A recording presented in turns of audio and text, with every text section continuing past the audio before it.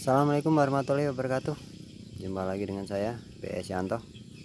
Nah, di depan saya ini CPO ya.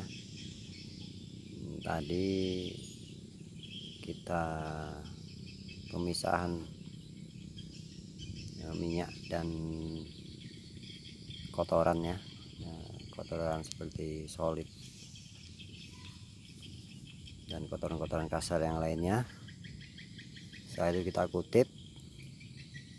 Nah, ini tahap air perebusan minyak CPO ya. Nah, ini mau kita rebus lagi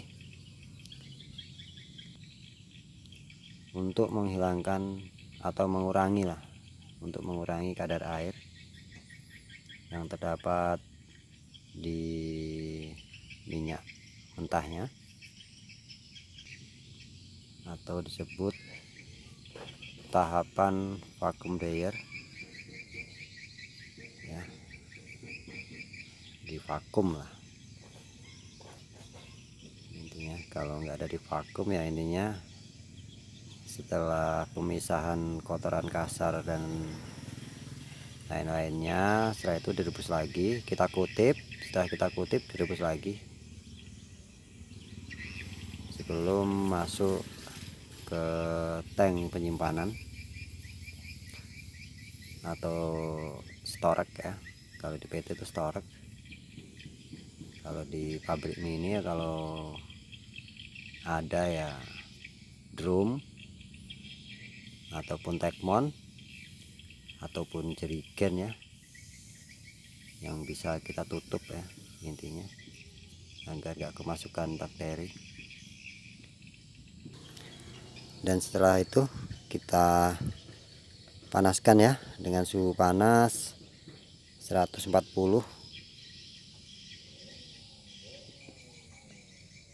Nah, ini kita untuk penguripan kita mau mencoba pakai sanyo ya. Nah, ini sanyo bekas kita. Nah, ini kita mau pakai paralon. Nah, nanti posisi CPO hangat, kita kutip pakai sanyo ya, kuat apa enggak. Setelah itu kita masukkan ke jerigen, karena kita nggak ada wadah besar, kita adanya jerigen ya. Kita masukkan jerigen tapi tetap disaring ya.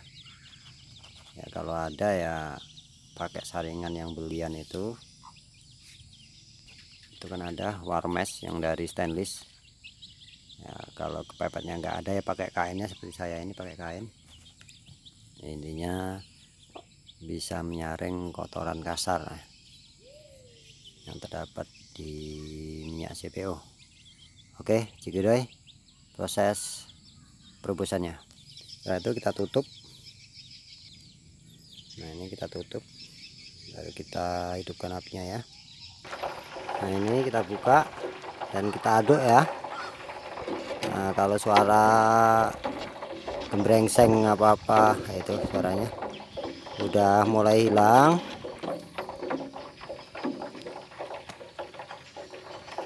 api kita matikan.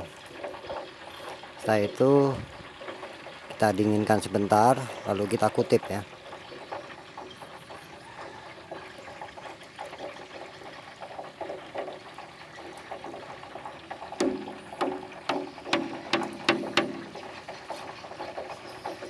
Mungkin itulah cara manual kita ya untuk menurunkan kadar air. Ini proses akhir. Nah, ini kalau di PT namanya vacuum dryer. Nah, kalau di manual ya direbus 2 kali lah. Dari pengepresan direbus untuk memisahkan selat solid air. Setelah itu dikutip. Nah, setelah dikutip kita rebus lagi untuk menurunkan kadar air yang masih menempel di minyak mentahnya ya, untuk mengurangi kadar airnya. Nah, ini udah mulai agak hilang ya suara gembrengsengnya. Jadi kita matikan, setelah itu kita kutip. Tuh suaranya itu udah mulai panas. Kalau ada pressure sih enak ya. Jadi suhu itu bisa kita pastikan. Kalau di manual ini ya kita kira-kira aja lah. Kalau suara gembrengsengnya udah mulai hilang, kita matikan biar airnya yang masih ada di bawah itu turun.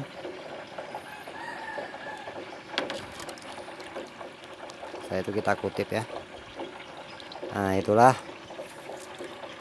cara-cara yang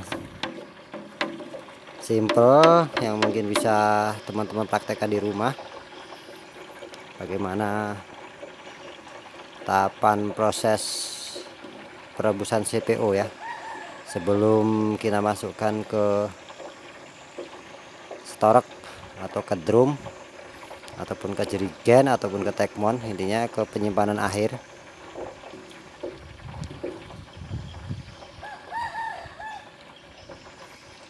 Nah, kalau ada busa kayak ini nggak masalah, nanti di saringan nanti menempel dia ya. Cuma kalau bisa ini kita buang dulu, kalau enggak ya nanti langsung di saringan aja. Oke, setelah itu kita matikan dulu apinya. Ini kalau sedrum ini sekitar, kalau liternya ini sekitar 200 literan ya. Kalau kilonya banyak, masalahnya agak berat kan CPO kan. Ini sekitar 150-an tadi kalau untuk ukuran setengah drum. Oke, setelah itu kita matikan dulu apinya. Oke, setelah itu kita proses pengutipan ya.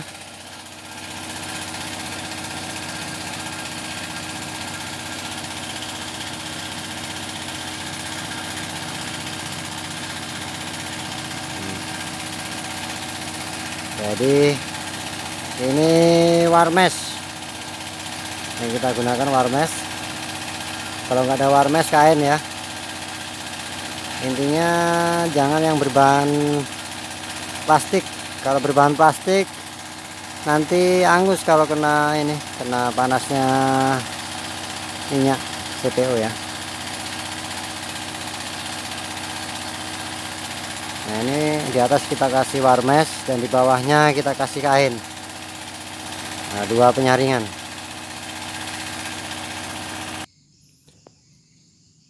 Nah, itulah teman-teman ya.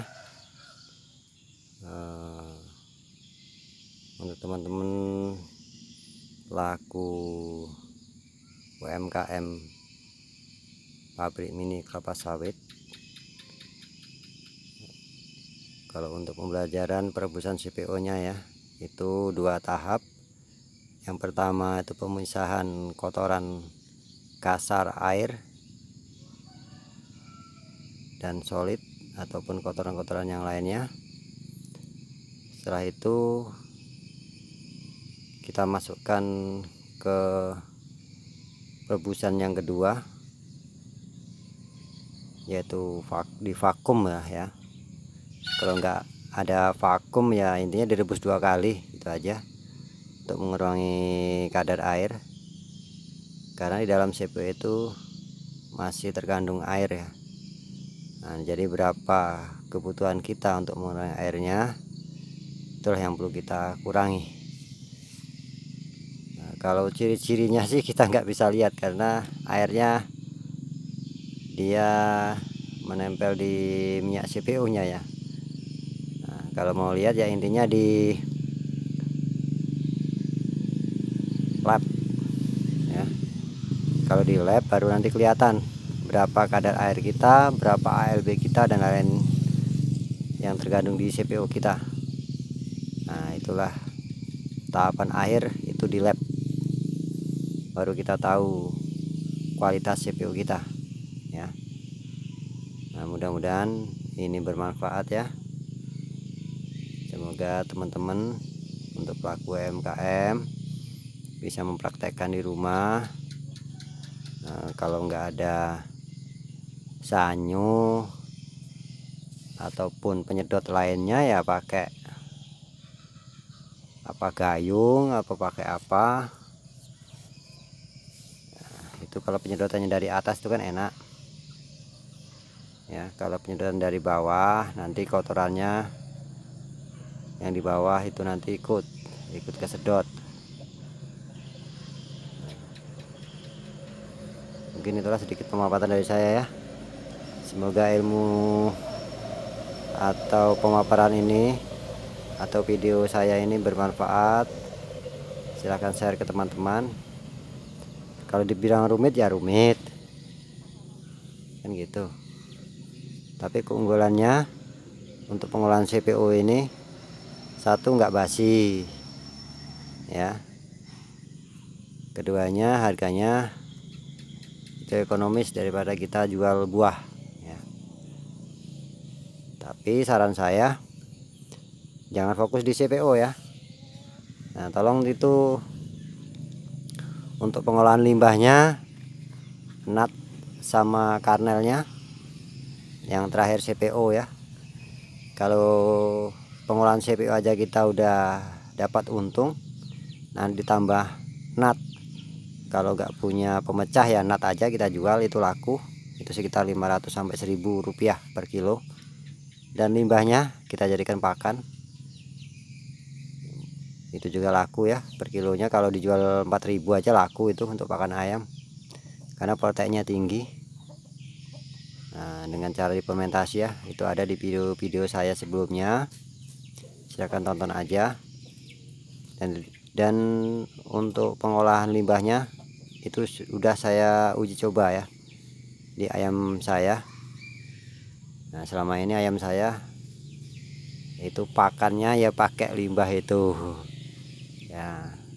Cuma untuk kedepannya itu kan saya fermentasi agar pakannya itu berjangka panjang lah, bisa untuk seminggu, 2 minggu sampai sebulanan. Jadi dia nggak basi. Kalau langsung dikasihkan itu, kalau sampai kita tumpuk itu basi limbahnya. Oke, cikidoy, terima kasih. Salam sukses selalu dari saya. Wabillahi taufiq wal hidayah. Wassalamualaikum warahmatullahi wabarakatuh. Salam sukses dari Rengas Abang Oki Palembang.